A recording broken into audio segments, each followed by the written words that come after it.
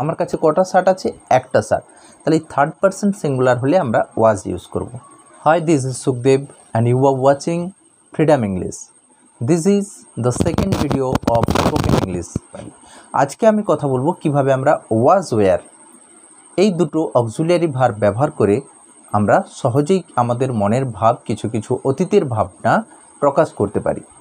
মনে করো আমার এই শার্টটা নতুন ছিল কিন্তু এখন নয়, তাহলে my shirt was new and today I am going to teach you that technique through my spoken English videos. So বন্ধু, আজকে এটা আমার দ্বিতীয় ভিডিও। আজকে আমরা ওয়াজ ওয়্যার নিয়ে কথা বলবো। দেখো, ওয়াজ এবং ওয়্যার এটা হলো অ্যামিজ আরের পাস্ট টেন্স। যেমন আমি হই একজন টিচার, মনে করো আমি একজন টিচার, তাহলে এখন আমি টিচার, তাহলে এটা বলবো আই এম। কিন্তু যদি বলি যে আমি একসময় স্টুডেন্ট ছিলাম, তখন আমার প্রয়োজন হবে ওয়াজ ওয়্যার। কিন্তু তাহলে ওয়াজ আর ওয়্যার কোথায় বসাবো? দেখো, ওয়াজ বসাবো আয়ের ক্ষেত্রে। এই সিস্টেমগুলো শুধু যদি আমরা ব্লাইন্ডলি ফলো করি, আই এবং থার্ড পারসন সিঙ্গুলার নাম্বার, এর আগের ভিডিওতে বলেছি আমি ওয়াজ ওয়্যার মানে থার্ড পারসন সিঙ্গুলার নাম্বার কোনগুলো? I we first person, you second person, বাকি সব থার্ড পারসন। তো মনে করো আমার এই যে শার্টটা, এই শার্টটাও কিন্তু থার্ড পারসন। এই থার্ড পারসন সিঙ্গুলার মানে একটা জামা। মনে করো আমার এই শার্টটা নতুন ছিল কিন্তু এখন নয়, তাহলে my shirt was new but now it is old. এখন এটা পুরানো হয়ে গেছে। তাহলে অতীতে কোনো জিনিস ছিল, কোনো ব্যক্তি ছিল। আমার বাবা ছিলেন একজন চাষি।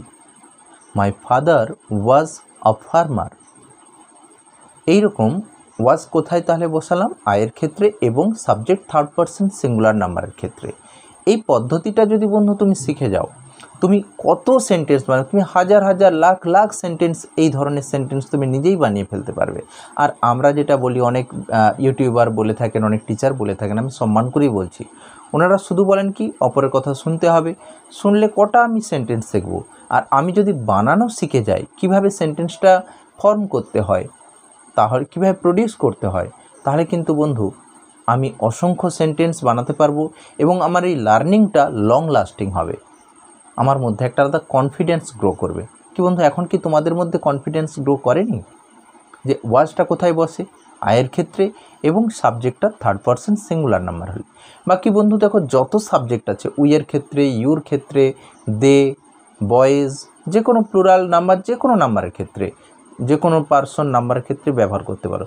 শুধু আয়ের ক্ষেত্রে ওয়াজ এবং থার্ড পারসন সিঙ্গুলার নাম্বার সাবজেক্টের ক্ষেত্রে আমরা ওয়াজ ব্যবহার করব। বাকি সবই ওয়্যার। মনে করো তুমি আমার বন্ধু ছিলে, তাহলে কি তুমি ইউ, এবার আমরা ওয়্যার ব্যবহার করব। You were my friend. তুমি আমার ভিউয়ার ছিলে, ইউ ওয়্যার মাই ভিউয়ার। আমরা গরিব ছিলাম, উই ওয়্যার পোর। মানে এখানে দেখো কোনো ব্যক্তি বা বস্তু নিজে ছিল, আর একটা ছিল হয় যেমন হ্যাড মানে ছিল। সেখানে কোনো ব্যক্তির কোনো বস্তু বা সম্পত্তি বা অন্য কোনো জিনিস ছিল। যেমন আমার একটা বাইক ছিল, মানে অধিকারে থাকা, সেটা জিনিসটার প্রতি আমার অনারশিপ বা আমার মালিকানা বোঝাচ্ছে। এই ক্ষেত্রে হ্যাড হবে। এটার সঙ্গে না গুলিয়ে যায় ওয়াজ ওয়্যার। তাহলে কোনো ব্যক্তি নিজে ছিল, এরকম হলে ওয়াজ ওয়্যার আমরা ব্যবহার করব। কোনো ব্যক্তি হতে পারে, বস্তু, জায়গা।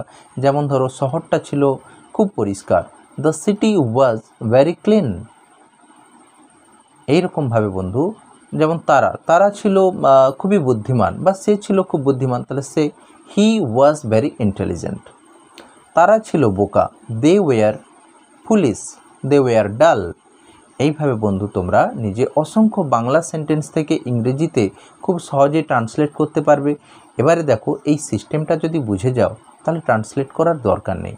আমি যেমন দেখো, এখন তো আর বাংলা থেকে ইংরেজি যে ভেবে করছি তা না, আমার ব্রেনের মধ্যে সেট আছে যে কোথায় ওয়াজ হয় আর কোথায় ওয়্যার হয়। শুধুমাত্র এই সিস্টেমটা আমার ব্রেনে সেট আছে বলেই আমার প্রয়োজন মতো আমি যে কোনো সেন্টেন্স অনায়াসেই বানিয়ে ফেলতে পারি এবং এই ধরনের যে কোনো মনের ভাবকে আমি সহজেই প্রকাশ করতে পারি। বন্ধু, তোমাদের জন্য, তোমাদেরকে শেখানোর জন্য, সহজে যাতে কথা বলতে পারো, এই বাঙালি বন্ধু তোমাদের সাথে রয়েছে। এবং আমি তোমাদেরকে বলছি, তোমরা আমার চ্যানেলটার সাথে জুড়ে থাকো এবং তোমরা কমেন্ট করে জানাও তোমরা সত্যি একবারে জিরো লেভেল থেকে ইংরেজি শিখতে চাও কি না। যদি চাও তাহলে আমি একটার পর একটা ভিডিও বানাতে খুবই উৎসাহ পাবো এবং তোমরা অবশ্যই ভিডিওটা শেয়ার করবে এবং লাইক করবে, কমেন্ট করবে। তাহলে কিন্তু আমি অনেক ইন্সপিরেশন পাবো তোমাদের কাছ থেকে এবং সেই ইন্সপিরেশন আমাকে নতুন ভিডিও প্রডিউস করতে অনেকটাই হেল্প করবে। ধন্যবাদ। আজকে এই পর্যন্তই। দেখা হচ্ছে পরবর্তী স্পোকেন ইংলিশের ভিডিও নিয়ে।